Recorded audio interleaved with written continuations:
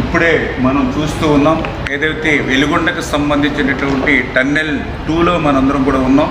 ఈ టన్నెల్ 2లో కూడా చాలా క్లిష్టమైనటువంటి వర్క్. ఇప్పుడే మనం నడుచుకుంటూ వస్తూ ఉంటే ఈ 30 మీటర్లోనే 3 చోట్ల కొలాప్స్ అయి కింద పడినటువంటి ఏదైతే రాక్స్ను కూడా మనం చూస్తూ ఉన్నాం.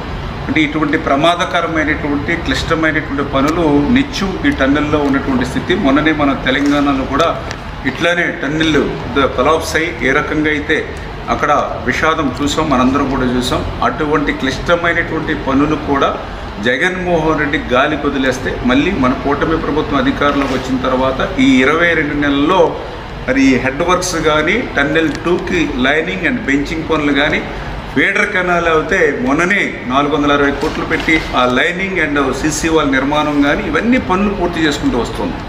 ఈ పనులన్నీ ఒక ఎత్తు. ఈ టన్నెల్ 2లో ఇప్పుడు మనం చూసేటువంటి చిక్కుబడిపోయినటువంటి టన్నెల్ బోరింగ్ మెషిన్ ఒక ఎత్తు. ఎందుకంటే ఇన్ని పనులు మనం పూర్తి చేసినా ఈ టన్నెల్ బోరింగ్ మెషిన్ కనుక మనం తీయకపోతే ఒక చుక్క నీరు కూడా మరి ముందుకెళ్ళేటువంటి పరిస్థితి లేదు. ఎందుకంటే ఇప్పుడే మనం చూస్తూ ఉన్నాం, ఈ యొక్క 19 కిలోమీటర్ల ఈ టన్నెల్ 2లో ఇది 11.8వ కిలోమీటర్ దగ్గర ఈ టన్నెల్ బోరింగ్ మెషిన్ చిక్కుకుని ఉంది. ఈ టన్నెల్ బోరింగ్ మెషిన్ ఇప్పుడే మీరు చూస్తూ ఉన్నారు. ఏదైతే మరి 175 మీటర్ల పొడవు ఉంది, ఏదో ఒక 10 మీటర్ల 5 మీటర్లు కాదు, 175 మీటర్ల లెంగ్త్ పొడవు ఉంది ఆ చివరి వరకు. ఈ 175 మీటర్ల పొడవు ఉన్నటువంటి ఈ టీబీఎం వ్యాసం మీరు చూస్తే ఇది మొత్తం 9.8 మీటర్ వ్యాసం.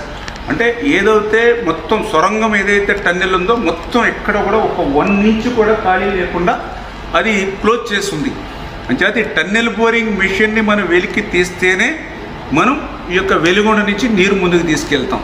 కానీ జగన్మోహన్ రెడ్డి 5 సంవత్సరాల పాలనలో ఈ టన్నెల్ బోరింగ్ మెషిన్ ఇట్లా చిక్కుబడిపోయి ఉంటే దీన్ని వెలికి తీయడానికి వీలు లేకుండా హైకోర్టు స్టే ఆర్డర్ దీని మీద ఇచ్చి ఉంటే కనీసం చిన్న ప్రయత్నం కూడా చేయకుండా మరి ఆ రోజు వెలుగొండ పూర్తయిపోయిందని ఇన్ని క్లిష్టమైనటువంటి పనుల్ని దగ్గర 3,000 కోట్ల రూపాయల విలువైన పనులు ఇంకా మిగిలి ఉండగానే ఆయన మరి జాతికి అంకితం అని చెప్పి ఈ యొక్క జిల్లాని కానీ ఇక్కడ రైతులు కానీ ఎంత మోసం ఎంత దగా చేశాడో ఇవాళ ఈ టన్నెల్ బోరింగ్ మిషన్ ఇక్కడ చిక్కుకున్నటువంటి విషయాన్ని చూస్తేనే మనందరికీ కూడా స్పష్టంగా అర్థమవుతున్నటువంటి పరిస్థితి.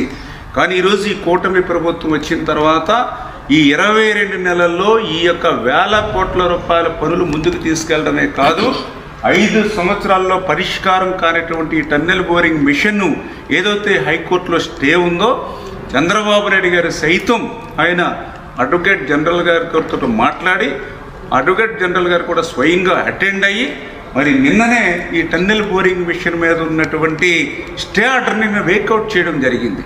దానివల్లే ఇప్పుడు ఈ టన్నెల్ బోరింగ్ మిషన్ని ఇప్పుడు వెలికి తీయడానికి మనకు మార్గం దొరికింది.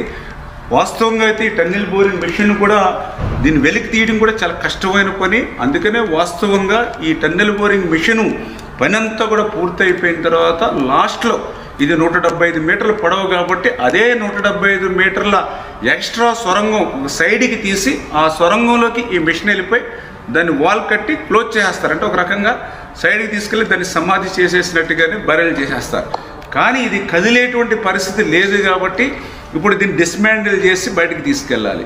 ఇది డిస్మాండిల్ చేయాలన్నా కూడా క్లిష్టంగా ఉంది కాబట్టి ఇప్పుడు మా ఏజెన్సీ అదేవిధంగా అధికారులతోటి దీన్ని మ్యానుఫ్యాక్చరింగ్ ఎవరైతే ఉంటారో వాళ్ళతో కూడా సంప్రదింపులు జరిపి మ్యాక్సిమం ఎంతో తొందరగా, ఎందుకంటే కనీసం 4 నెలలు పడుతుంది అన్నారు, ఒక 2-3 నెలల్లో అయినా సరే మన సీజన్కి నీళ్ళు ఇచ్చే సమయానికి ఇది డిస్మాండిల్ చేసేటువంటి విధంగా ఒక షెడ్యూల్ని రూపొందించుకోమని చెప్పడం జరిగింది. అందుకే ఇప్పుడు ఈవేళ అర్ధరాత్రి అయినా సరే మేము ఈవేళ టన్నెల్లో ఉండి ప్రతి పనిని కూడా సూక్ష్మంగా పరిశీలిస్తూ క్షేత్రస్థాయిలో పరిశీలిస్తూ ఈరోజు ఈ టన్నెల్ బోరింగ్ మిషన్ దగ్గరికి వచ్చి ఇక్కడ వాస్తవమైనటువంటి స్థితిని కూడా మరి ఈవేళ మేమందరం కూడా ఐడెంటిఫై చేసుకుని దాని ప్రకారం షెడ్యూల్ రూపొందించుకుంటూ ఉన్నాం.